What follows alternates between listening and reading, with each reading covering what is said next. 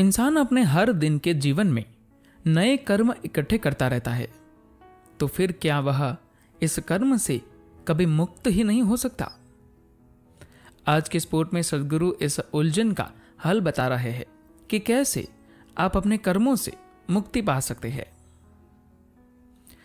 आप में से ज्यादातर लोग जो इसी संस्कृति में पले बड़े होंगे, उन्होंने कर्म के बारे में काफी कुछ सुना होगा। फिर भी यह सवाल मन में रह जाता है कि कर्म व क्रियाकलापों का या कार्य कारण के इस अंतहीन चक्र से बाहर कैसे निकला जाए।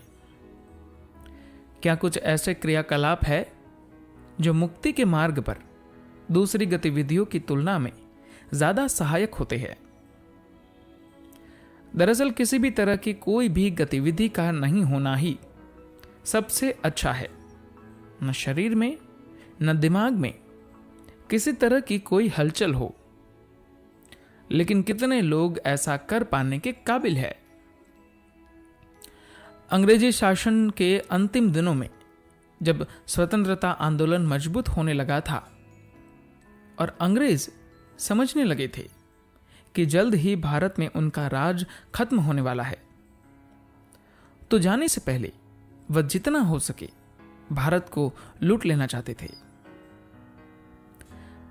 जब दुनिया भर में आर्थिक मंदी का दौर छाने लगा, तो अंग्रेजों की नजर दक्षिण भारत के मंदिरों पर पड़ी। हालांकि लोग काफी गरीब थे, भूख से मर रहे थे, लेकिन वे अपने भगवान की देखभाल बहुत अच्छे से करते थे, जिसकी वजह से मंदिरों में भारी खजाना भरा पड़ा था। अंग्रेजों को ये मंदिर आय का बड़ा स्रोत लगे, जिसके चलते उन्होंने इन मंदिरों को अपने नियंत्रण में रखने का फैसला किया। एक दिन एक कलेक्टर की नजर एक मंदिर के बही खाते में दर्ज एक एंट्री पर पड़ी, जिसमें लिखा था ओन्नम पन्नादे स्वामी कूट सापाड़ू, जिसका मतलब है भोजन ऐसे स्वामी के लिए जो कुछ नहीं करते हैं के लिए 25 रुपए प्रति माह। यह देखकर कलेक्टर ने कहा कि हम ऐसे आदमी को क्यों खाना खिला रहे हैं जो कुछ नहीं करता, उन्हें खाना देना बंद करो। यह सुनकर मंदिर का पुजारी परेशान हो गया और वह मंदिर के ट्रस्टी के पास गया और कहने लगा कि हम उन्हें खाना देना कैसे बंद करें। उनमें से एक ट्रस्टी ने कलेक्टर से जाकर कहा कि वह उनके साथ उस कुछ न करने वाले स्वामी के पास चले। उस ट्रस्टी ने कलेक्टर से प्रार्थना की कि वह भी स्वामी की तरह बस सहज से रूप से बैठे रहे और कुछ भी ना करे। कलेक्टर को लगा कि इसमें क्या बड़ी बात है, लेकिन 5 मिनट के भीतर ही कलेक्टर ने पुजारी से कहा कि ठीक है, इस आदमी को भोजन दिया जाए। उस स्वामी ने इतना कुछ नहीं किया था कि वहां पर जबरदस्त चीजें घटित हो रही थी। इस आयाम से पूरी तरह से अनजान कलेक्टर पूरी तरह से अभिभूत हो गया था। फिर उसने इस बारे में बात करना छोड़ दिया। जो व्यक्ति बिल्कुल कुछ नहीं करता, वह कार्मिक याददाश्त और कार्मिक चक्रों से पूरी तरह मुक्त होता है। जब तक आप अपने कार्मिक यादों से जुड़े रहते हैं, तब तक अतीत खुद को दोहराता रहता है। कर्म का मतलब क्रियाकलाप के साथ उसकी यादें भी है। बिना कर्म के कोई याददाश्त नहीं होती। इसी तरह से बिना याददाश्त के कोई कर्म नहीं होता। जब तक आप अपनी यादों के शासन में रहेंगे, तब तक ये आपको कुछ न करने के लिए मजबूर करते रहेंगी। अगर आप खुद को अपनी पिछली स्मृतियों से पूरी तरह से अलग कर ले, केवल तभी आप शांत व स्थिर होकर बैठ सकते हैं। इस बारे में आप एक प्रयोग करके देख सकते हैं। आप कोशिश कीजिए कि आप लगातार 10 मिनट तक बिना कुछ भी किए स्थिर रहे। इस दौरान आपके भीतर न तो कोई विचार आना चाहिए न कोई भावनाएं और न ही कोई गतिविधि होनी चाहिए। अगर फिलहाल आपके लिए यह करना संभव नहीं हो रहा, अगर आपके मन में 1000 चीजें चल रही है और आप स्थिर होकर नहीं बैठ सकते, तो गतिविधि आपके लिए बेहद जरूरी हो जाती है। यह चीज ज्यादातर लोगों पर लागू होती है। सवाल आता है कि किस तरह के काम या गतिविधि को चुनना चाहिए। क्या आपको बस चलाना चाहिए, या फिर बाइक की सवारी करनी चाहिए, या नदी में तैरना चाहिए, या फिर ऑफिस में बैठना चाहिए, अथवा अपने दोस्तों के साथ गप्पेबाजी करनी चाहिए, या चरस या सुट्टा मारना चाहिए। आपके काम की प्रकृति महत्वपूर्ण नहीं है, बल्कि आप उसे कैसे करते हैं यह महत्वपूर्ण है। अधिकतर लोगों की शारीरिक व मानसिक स्थिति ऐसी है कि उन्हें लगातार गतिविधि की जरूरत होती है। शरीर व मन को ऐसी स्थिति में लाने में जहां किसी भी तरह का काम करने की जरूरत न हो, बहुत मेहनत लगती है।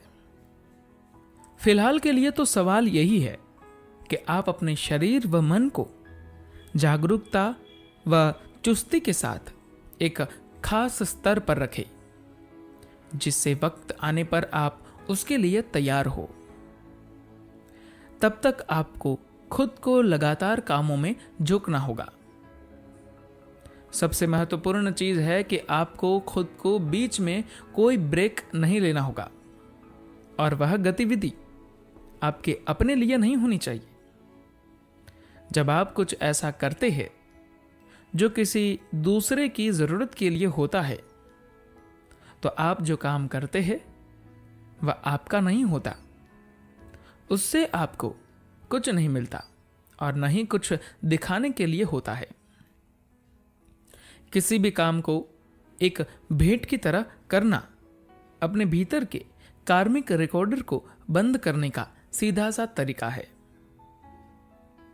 जब तक आपको कुछ करने की जरूरत है और आप गतिविधि के साथ अपनी पहचान बनाए रखते हैं, तब तक वह कार्मिक रिकॉर्डर उसी गतिविधि को आपके लिए रिकॉर्ड करके रखता है, और इसके परिणाम कई गुना होंगे। इसके विपरीत, अगर आपको खुद के लिए कुछ भी करने की जरूरत नहीं है और फिर भी आप उसे इसलिए करते हैं क्योंकि किसी दूसरे को इसकी जरूरत है या किसी दूसरे कारण से इसकी जरूरत है, तो फिर वह काम आपके लिए कर्म बंधन की तरह काम नहीं करेगा। अगर आप ऐसा करने में समर्थ है, तो बिना किसी काम के आगे बढ़ना ही सही तरीका है। शारीरिक, मानसिक या भावनात्मक सहित किसी भी स्तर पर कुछ भी नहीं करने में बहुत मेहनत लगती है। जब तक आप उस स्थिति में नहीं पहुंच जाते, तब तक आप काम से किसी तरह का पहचान या जुड़ाव बनाए बिना उसे एक भेंट की तरह कीजिए। अगर कुछ करने की जरूरत है तो आप उसे कीजिए, वरना सहज रूप से बैठे रहिए। अगर आप बिना खुद को महत्व दिए कोई भी काम करेंगे, तो फिर आपको उस कर्म के फल नहीं भोगने पड़ेंगे। आत्मसंतुष्टि व आत्म महत्व के चलते किए गए कामों से ही कर्म इकट्ठे होते हैं। अगर आप पूरी तरह से जीवंत व सक्रिय है और कोई नए कर्म इकट्ठा नहीं कर रहे, तो आपके पुराने कर्म टूटकर गिरने शुरू हो जाते हैं। कर्म की यही प्रकृति है। पुराने कर्म आपसे केवल तभी तक चिपके रह सकते हैं जब तक आप कार्मिक गोंद की नई परतें तैयार करते रहते हैं। अगर आज ऐसा कुछ नहीं हुआ तो आपसे चिपका रह सके, तो फिर अतीत में हुई कार्मिक स्मृतियां या कर्म बंधन आपसे अलग होने लगते हैं। अगर आप हर काम को एक समर्पण या भेंट की तरह करते हैं, तो फिर आपके कर्म बंधन धीरे धीरे खुलने शुरू हो जाते हैं। जब तक आप कुछ भी न करने की स्थिति तक नहीं पहुंच जाते, तब तक आप चाहे जो कुछ भी करें, उसे अपने भीतर एक समर्पण या भेंट के तौर पर करें। अर्पण की भीतर स्थिति में आपको कृपा मिलनी शुरू हो जाएगी। धन्यवाद।